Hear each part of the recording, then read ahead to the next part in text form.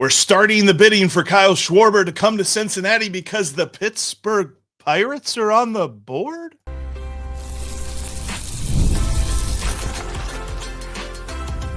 You are Locked On Reds, your daily Cincinnati Reds podcast, part of the Locked On Podcast Network, your team every day.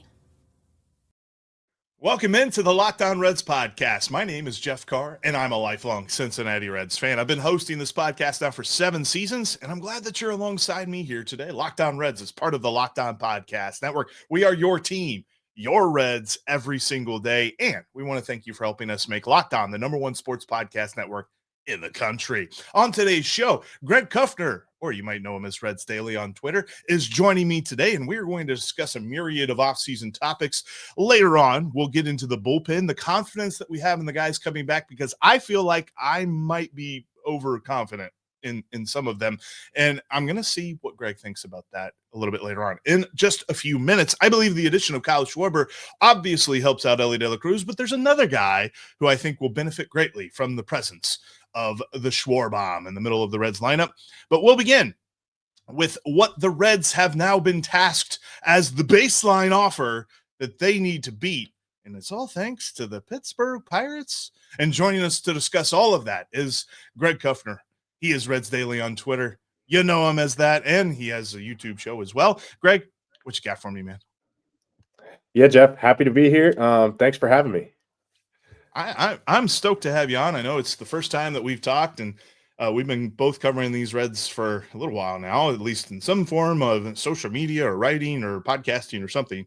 But I'm glad to have you on because so much going on. I mean, this whole thing with Kyle Schwarber took on a life of its own that I wasn't expecting.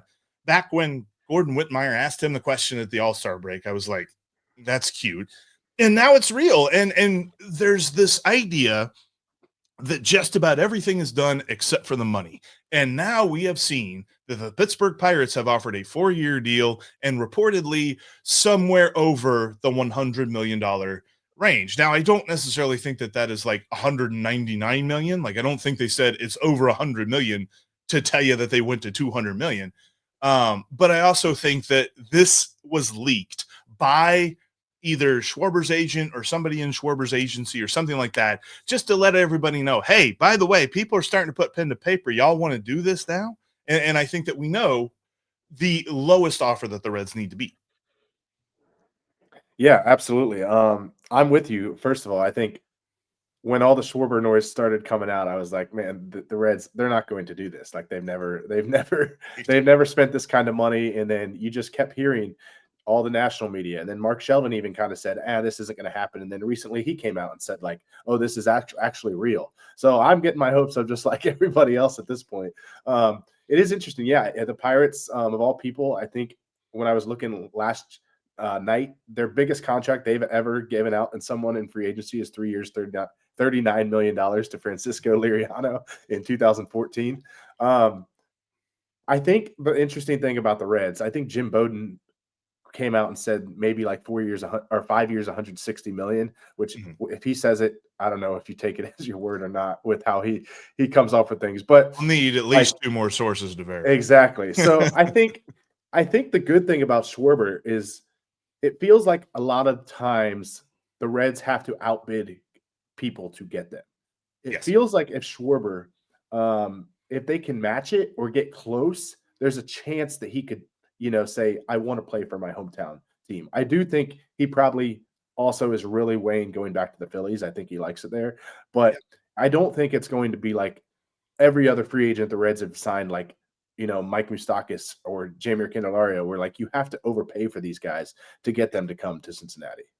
And I think too the Castellanos contract where it was multiple opt-outs and it felt like the Reds like were doing every little possible thing, like it was not the base model contract, it was the contract with all the bells and whistles just to get him to come here. I think you're right. I don't think they have to be the number one bidder, but they certainly have to be close to that number one bidder. And I think that 30 is probably the right number. I think if they go less than 28, they probably don't get them, because I believe that the Phillies are ready to pony up $30 million and say, you're going to retire Philly. So whatever that is, 5 years, whatever. I think that is probably what the Reds have to get close to. And I for once, and I can't believe I'm saying this, sort of agree with Jim Bowden whenever it comes to this offer. Like, I don't think I saw something from a lesser known national reporter that I cannot remember his name, where he was just like, yeah, I'm hearing like 4 years, 100 million. I'm like, there ain't no way. If it's 4 years, 100 million, every team should be in on him, not just contenders. So I think that it's going to be closer to 30. And that's kind of where I think the Reds have to get. And I think they have to get a little uncomfortable with the years as well. I think they're going to have to go to 5. I don't think 4 is going to get done. Yeah, that was actually what I was going to ask you. It feels like that's almost like kind of the big thing out there is what team is going to give Schwarber that 5th year, because he's 32 already. So you're talking about at that point he's going to be 37. And he's not looking for another contract on top of this. Yeah, this is his last big deal, which is probably why he's not going to take a big discount. But it feels just like, for me, like, I get you need to be cautious with your budget and everything, especially when you're a small market team. But how many times do the Reds have somebody like Kyle Schwarber saying, I want to come play for you? Like, if it takes a 5th year, suck it up and give him the 5th year and make it happen. Yeah, because this isn't a situation where you have to give up X number of prospects or this top prospect or this multiple top prospects. Like God forbid, the rumors that we remember hearing from last year about Luis Robert, those are just insane now thinking about them. But Lord help us if we see another scenario where the Reds are giving up Chase Petty and Rhett Lauder to get a outfielder that's been under an OPS plus of 100 for 2 straight years. This is not that situation. All you have to do is give up money. And that's the one thing that you and I and most Reds fans of a certain age just know they don't do. And so that's the part for me that it feels like somebody needs to just bring them all together. I know there's 18 groups of people, and they're not all just singular, but they need to bring them all together and like, look, guys, we got a shot.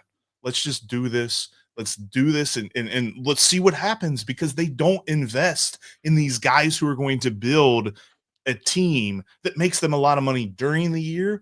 And they don't invest in guys that are going to bring in the jersey sales like they did whenever they invested in Ken Griffey Jr. It felt like they invested in Ken Griffey Jr. and then it's like, we're good for eternity. And that should not be the way.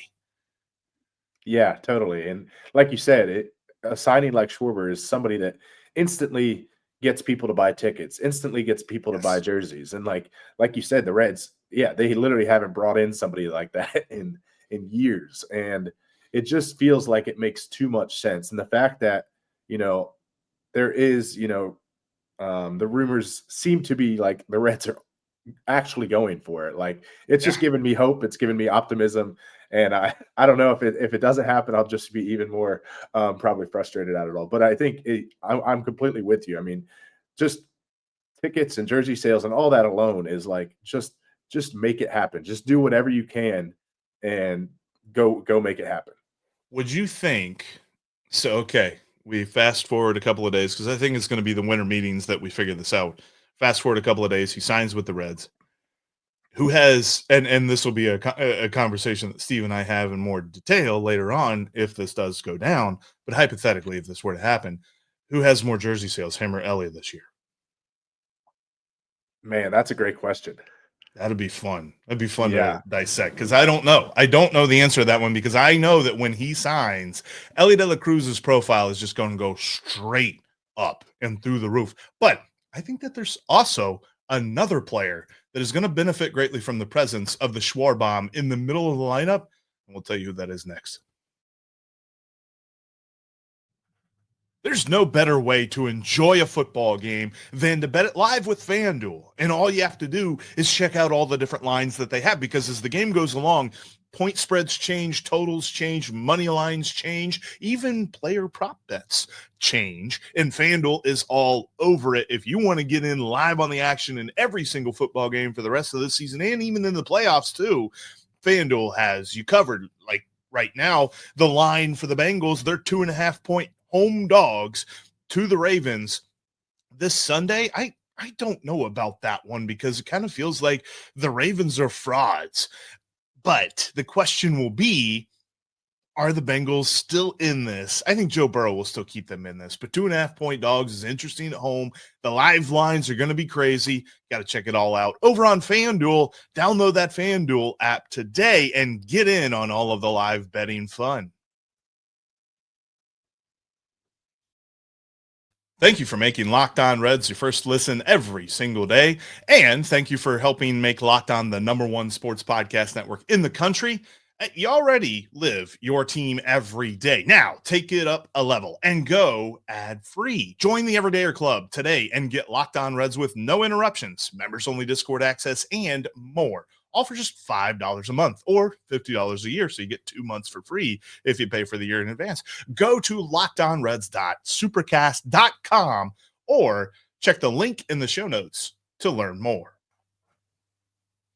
All right, so I feel like with Kyle Schwarber, the possibility of adding Kyle Schwarber to this lineup, we all know that this is a huge move to help Elly and to really give him lineup protection to the point that when guys are facing him, I feel like he's going to see more strikes, he's going to see more fastballs, and that's only going to be good for him. But I also believe that this is going to benefit Tyler Stephenson a lot as well. But I kind of want to start with Elly because I don't think we understand the value that this is going to provide to him. Yeah, I totally agree. I mean, we look at Elly's season as a whole last year, and he had an OPS of 777, which obviously isn't to the expectations everybody thinks and wants of Elly De La Cruz. But if you have, the problem is he's the only guy even above like 750 on the Reds lineup last year. And like, if you have other guys in the lineup, like someone like Kyle Schwarber, like it's going to instantly increase so many other players because you can't just pitch around them.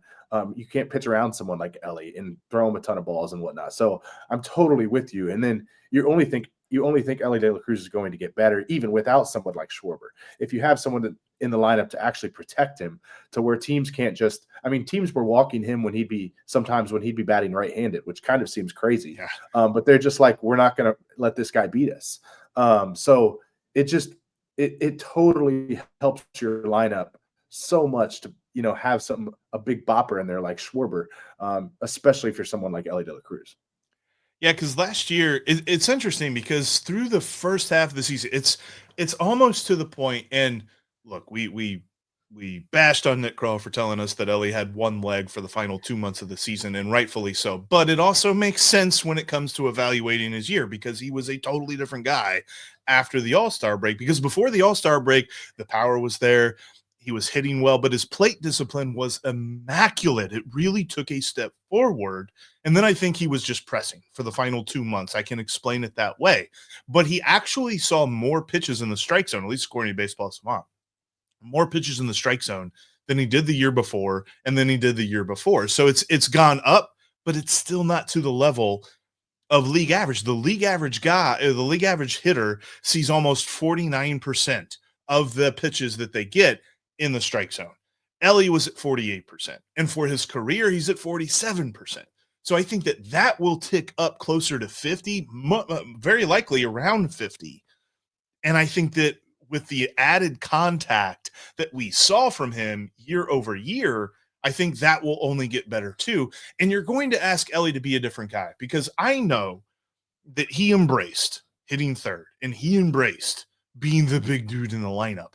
But I don't think that's how he's best cast. I think he's best cast as the number 2 guy who can give you the awesomeness when he does, or he could just be the chaos on the base paths.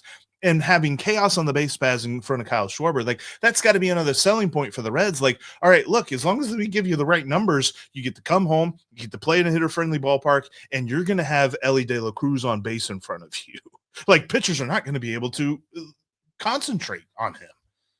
Yeah, you literally hit my next point of, you imagine a pitcher up there with Elly De La Cruz on first base, worrying about if Elly's going to steal. And then all of a sudden he, pitches a fastball right over the middle and Schwarber hits it into the seats. So I think I'm totally with you. Obviously, we saw Elly not be near as aggressive last year, even without the injury. Even in the first half, he wasn't quite as aggressive on the bases. But again, I think if you could ask him to be, like you said, a completely different guy, and he could be someone who, goes and looks and steals 60 bases again, especially with someone like Schwarber behind you. And that's going to help out both players. It should help out Elly. It should help out Schwarber.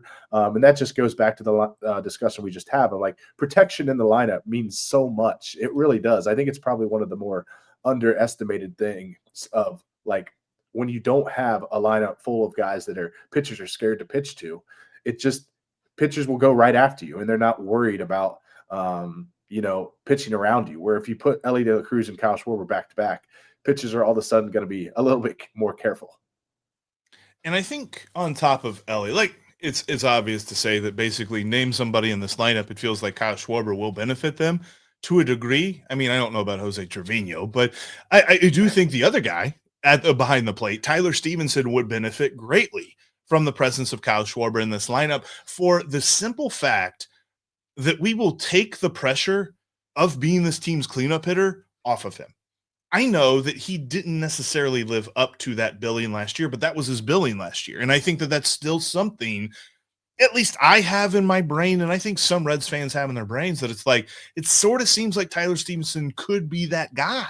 And he still had these quality of contact metrics last year that lets you think, you know what, there still might be a breakout coming because he still barreled up the baseball really well. He still had a great hard hit percentage. He still had really solid average exit velocity, like things like that. Like you really start to get into the peripherals of Tyler Stephenson's game, and you're like, there still seems like there's more there. And it still seems like we could see him go off, albeit in his final year of team control in his age 29 season, to the point that it's like, okay, is it going to happen?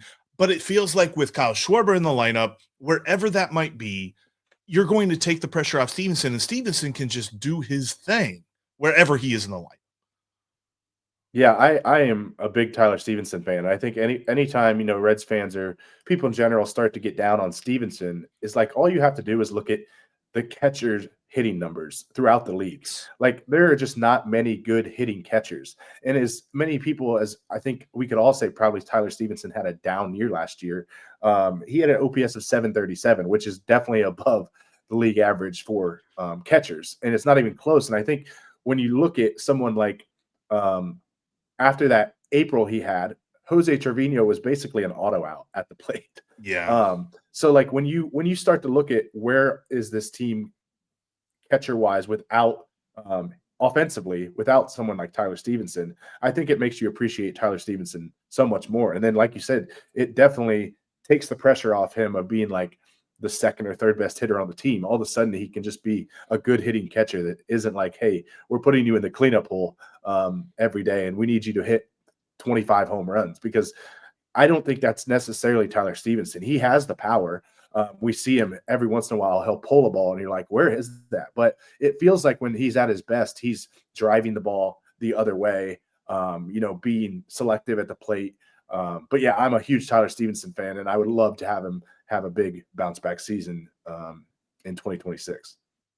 I know you see this too, and I see this a lot, especially on Twitter, but even in the comment sections as well. Like, why do we do this with Tyler Stephenson? We did this with Luke Maile, and we're doing this with Jose Trevino, where people are just like, we get rid of Tyler Stephenson. That's fine. We got this other guy that's better than him anyway. And it's like, I don't think you understand what 500 plate appearances from Jose Trevino would not do for this team. Like, I like Jose Trevino for who he is, but he is a really good backup catcher. And I think that that's got to be understood, is that when you cast guys into roles, and I think we've probably been unfair to what we expect from Tyler Stephenson. You're right. Like we're trying to put him in the cleanup spot because there really isn't anybody else that we see that way. But he is just a good hitting catcher, and good hitting catchers don't make good cleanup hitters. Yeah, absolutely. I'm totally with you on the backup catcher thing. It feels like they're always trying to, be like, oh, trade Stephenson. I'm like, guys, if we look at the numbers last year from Trevino, yeah, for an offense that already struggled, you're getting rid of a position that you have a better hitting catcher than 80% of the league probably. So it doesn't make sense. But I get people see the next, shiny object and they get excited when Trevino goes off in April. And then again, I think our expectations are too high probably for Stephenson. If someone's that's going to come in and have an 850 OPS, that's probably just not who he is. But if he's 750 or 775, like that's a really good that's a really good season for a catcher. So again, just adding someone back to the Schwarber discussion, just adding someone like Schwarber just makes it so all these guys who we rely so heavily on, they don't have to do as much. And like, if they don't do as much, people aren't being like, trade this guy. He's terrible. He's terrible. So I'm completely with you on the Stephenson candor. Yeah, you gotta love baseball fans. Every team does it. It's not just the Reds, but every team. Oh, yeah, 100%. But that is the closest thing we have to the baseball version of the backup quarterback argument. Like, I can remember back to the Andy Dalton, AJ McCarron days. Those were fun days. But yes, I think those two guys benefit greatly from this. But let's switch gears a little bit, because the Reds brought back Emilio Pagán, and I'm pretty sure he is penciled in as the closer as of right now. And I find this intriguing because I believe in this Reds bullpen, as is. I think that there's a lot of confidence that I have in them, and I feel like I might be a little overconfident. We'll discuss next. I love GameTime. I use GameTime all the time, whether I'm going to a game tonight or I'm going to a game 6 months from now. GameTime has you covered because they've got great last-minute deals, and they show you the all-in pricing up front before you ever add the ticket to your cart. Or if you're tracking an event like, say, opening day, then you can set price alerts for it, and they will alert you whenever prices drop so that you can take advantage of the best available prices. Plus, if you're going somewhere you've never been, they show you your view from your seat. Steve and I use this app all the time, especially during baseball season, but football season as well. I use it to go to Cyclones games during hockey season. GameTime is awesome. You've got to download GameTime today, create an account, and use the promo code LOCKEDONMLB to save $20 off your first purchase. Again, that's GameTime and the promo code LOCKEDONMLB for $20 off your first purchase. Swipe, tap, ticket, go. Download GameTime today.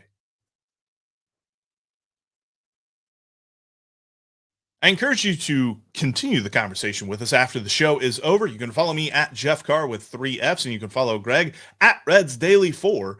All of that is on X. You can also follow the show at Locked On Reds. And absolutely come at us with different reasons as to why we shouldn't sign Kyle Schwarber, because I've seen a couple people say them, and they're all horrible reasons. But, that's just how X goes these days. The arguments just don't seem to really work. But I know this, Steve. Sorry. I know this, Greg. I almost called you Steve. I know the old adage, when you see a jerk in the morning, you've seen a jerk. But when you see jerks all day, then you're the jerk. And I feel like I'm the only one that thinks that the Reds bullpen is set right now, because I think that there are some bounce backs coming from some guys who had bad years. I think that we will see a step forward from one of Luis May or Zach Maxwell. I'm not counting on both of them, because I know that both their profiles do not profile well for long-term exposure in the bullpen. But I love Connor Phillips. I love Tony Santillan. I'm bullish on them. Am I crazy? No, I don't think so. I think the biggest thing for me is you have your 8th and 9th guys basically locked down, which are arguably the two most, important positions in the bullpen. And you have two guys that will go out there that between the two of them, they pitched 150 games last year, which is crazy. Yeah. But that's just how they kind of are. Both of those guys are kind of like bulldogs. I mean, late in the season, Pagán threw 4 games in a row at one point, trying to help the Reds get to the playoffs. Like, that's awesome. I think Terry Francona loves that. And like you said, there's a bunch of guys that have upside, like Maxwell and May. And if we saw what Phillips can do at the end of the season last year, the biggest need for me is a good left-hander in the bullpen. It just seemed like there were so many times last season where, hey, we're using Graham Ashcraft as our left-handed reliever because he has good splits. And I'm like, I get it. But that shouldn't be the only option, because Sam Moll really struggled last season. And I think he could have a bounce back season. Like, I think we saw what Sam Moll could be in 2023 when the Reds traded for him. He was terrific and outstanding. But it would just be nice to have a couple of options to go to when you're playing someone like the Dodgers and Ohtani comes up, instead of saying, hey, Ohtani, here comes Mashcraft, our right-handed, left-handed specialist. So that's my biggest need is a left-handed reliever. But overall, I'm with you. Like, I think the bullpen is in a decent spot, and I've seen a ton of people come out and say the Reds' biggest need is bullpen, and that was before the Pagán signing, so that's obviously huge. But I would still say the Reds' biggest need is definitely offense, and I think the bullpen's in actually a decent spot if they can, especially if they can lock down a lefty. I was going to say, I think that the year hinges, and it's a little bit of Groundhog Day, because I think that the Reds did this last year, although they were far more confident in it last year than they should be this year. But I think the bullpen hinges on Sam Moll. And I think that the Reds are still betting that he's going to be the guy. And I don't particularly disagree, although he wasn't healthy last year. And to an extent, he really wasn't healthy in 2024, which is the biggest concern with him. And there were a lot of reports that I had talked with some folks about that coming into last year's spring training, he showed up out of shape and not ready to go. And so there's concerns with that. So really hope that he's working on that right now as we speak and getting ready for the season next year, because the Reds need him.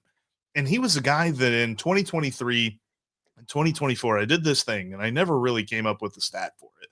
I think I just landed on Jeff's relief stat. But I looked at guys who came in and in their appearance, as long as they got at least 3 outs, did they allow a base runner and did they get a strikeout? And if the answer was no base runners and they got 1 strikeout, they got 1 point. And Sam Moll actually led the bullpen for those 2 years in that category. He was right up there with Alexis Diaz. So that was back when he was good. And he was really good at limiting that. Now, obviously, that went all out the window last year because everything stunk for Sam Moll, though I will say, at least according to Baseball Savant, in the tiny amount that he pitched, he still had a 33.1% whiff rate. So there was still something there. It's just it was few and far between to the point that you couldn't count on it. So hopefully he can get that back, because I think if he gets that back, everything else makes sense, because I can see Graham Ashcraft taking a step forward. I can see Tony Santillan not having a struggle of a year after pitching 80 games in a season. And I can see Emilio Pagán just replicating what he did last year. We don't even need him to really step forward. We just need to do it again. So I think that really sets the rest of the bullpen up for success, because then whatever you get out of Connor Phillips, Zach Maxwell, Luis May, Lyon Richardson, those guys is gravy. Yeah, totally agree. I think the biggest thing probably is health, honestly, because I guess if you look at, we're so confident with Santillan and Pagán, if one of those guys happens to go down, then all of a sudden you're trusting someone like maybe Maxwell or May or Phillips to kind of come in one of those spots that they're not, I think they have the potential, but they just haven't been tested in that way yet. Right. But that's always the case. It's the same thing with starting pitching. It's all, so much of it is relying on, health. And like we're talking about Sam Moll, and I do wonder how much his health played a role in last season, because he obviously didn't start the season off healthy, and then it just kind of felt like it snowballed. He even went down to AAA and he struggled down there for a bit. Like you said, he came up and he did fine for a while, and it was just a weird season for him all in all. So I'm hoping kind of it's like a fluke, flush it out, and just come in healthy in 2026 and go from there. But yeah, I'm not overly confident, I should say, but I'm pretty confident in the bullpen as long as guys stay healthy. I think that's the key, but that's also why I think it wouldn't hurt to go take, a couple shots at guys like, for instance, last year, like a guy like Scott Barlow.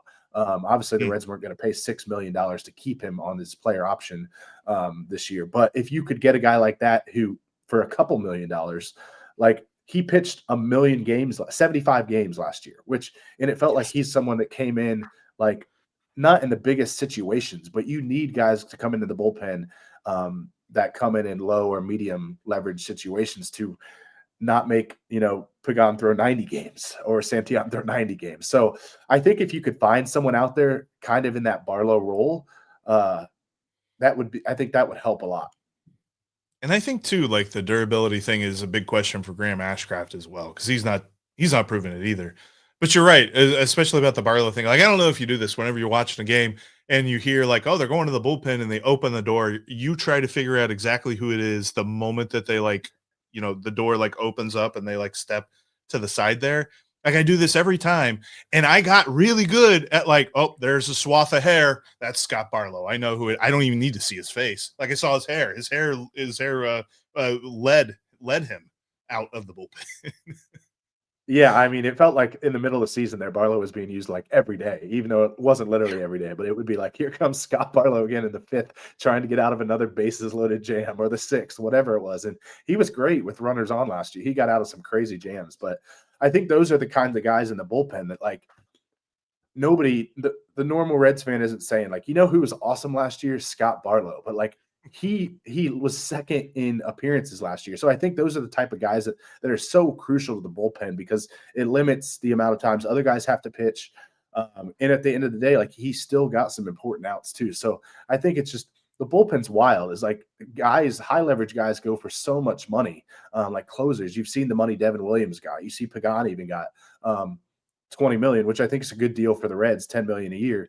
Yeah. But like the high leverage guys go for so much money. I think the key to bullpen success can really be of like some of those guys you get on $1 to $2 million deals that come in to be, a bargain.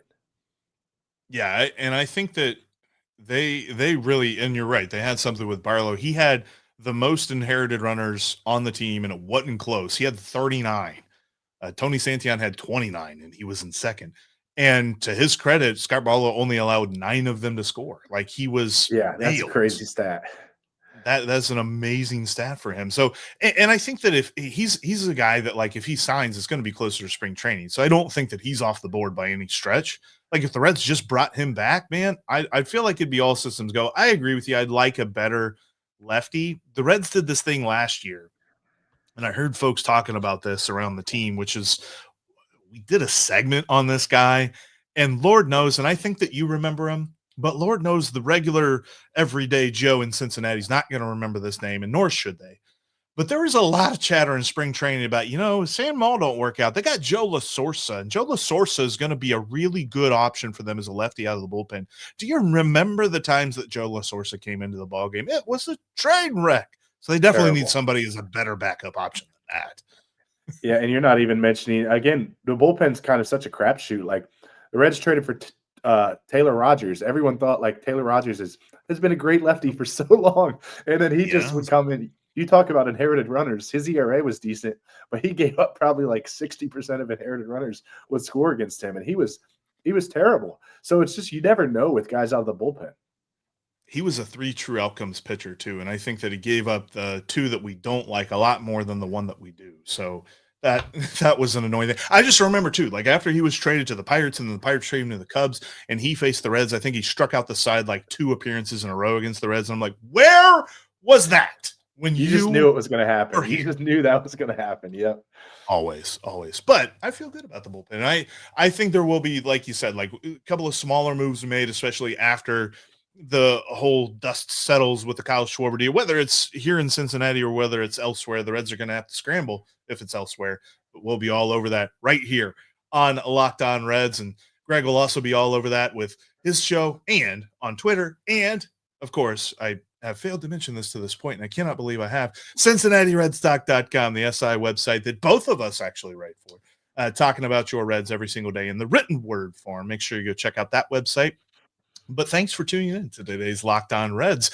Tomorrow, Steve will be back, and we will be diving into a lot more of what's going on around the winter meetings. We might take a look at the Rule 5 draft if there's anybody that the Reds might pick in that one, and we'll kind of talk about what that entails as well. So make sure you subscribe and follow Locked On Reds so you get all the latest updates. You can also follow Steve at S. Offenbaker with 2 Fs. You can follow me at Jeff Carr with 3 Fs, and you can follow Greg at Reds Daily 4. There's no Fs in that.